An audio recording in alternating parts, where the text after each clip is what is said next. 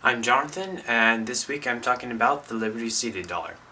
The Liberty Seated Dollar was minted from 1841 to 1873, and this is what it looks like. So this is one end of the coin, and that's the front end. It has the Liberty Seated, a little bit like the trade dollar, slightly different though. And then on the other end, it has "In God We Trust." They actually added that on about halfway through the series. On the top there, above the eagle and the little banner, and it has the eagle, United States of America on the top, and then it says $1 there at the bottom, or $1. The Seated Liberty dollar is actually pretty expensive and fairly rare, even though it was minted for about 30 or 40 years. The reason for this was because it had to go through the gold rush, the silver rush, and the Civil War, and all those things really affected its mintage and what happened to it over time. So the effects that the gold rush had on it was that there was a lot more gold, and since America was on a bimetallic standard, they had gold and silver all tied into the dollar. So the dollar was worth a certain amount in silver, and then the dollar was worth a certain amount in gold. So whenever one went up, that meant that the other one was also affected, and it would make the dollar either worth more or less than silver if the gold went up or down.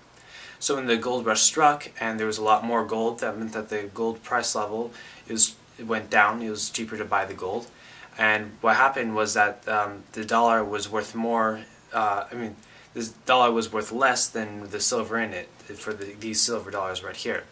So people would melt down the dollar and get the silver out of it and make money off of that, since the dollar was worth less than that. And so that's what caused a lot of the silver coins to be melted down or exported out of the country and sold, and different things like that. Then the Civil War started, and what happened with that was that there was a lot of greenbacks, the paper money, which was supposed to be tied to silver dollars, but they spent way too many. Printed up way too many. It really wasn't all that tied to it. So they had lots of worthless currency going around, and it followed Gresham's law, which is bad money drives out good money. So the worthless money was going around. That's what people would spend instead of their good silver dollars, and they would hold on to those or melt them down and reuse as silver. So that really affected these dollars, and they got melted down a lot during then. And then when the silver rush started, it was the opposite actually. They knew for a while. The Silver Rush actually technically started in 1859, so it wasn't too long after the Gold Rush, but it really didn't affect anything until the 1870s or so, and that's when they finished the railroad tracks going across, all the way across, so they could actually bring the silver back in large quantities. So the government did know this, and they were anticipating that, and that's eventually why the coin was stopped minting. Because at the time what people could do is they could bring in their silver, and then they could bring it into the mints, and then they would have it minted into silver dollars.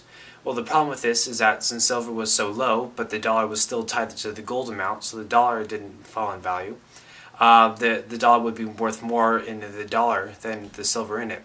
So people would bring in their not quite so worth as much silver, let's say 3/4 of a dollar worth, bring it into the mint, have it minted into a dollar, and they would have an entire dollar worth instead of 3/4.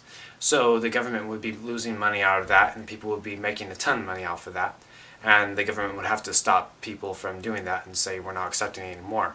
And that's eventually why they stopped minting these dollars, just because it was fluctuating just so much. And that's also why the trade dollar started. That's when it really, really affected it, was by the end of the trade dollar. So that is pretty much why they didn't have these. Now, when these were first started, they didn't have any silver coins for about 30 or 40 years before that, because of the silver and gold going up and down and affecting each other.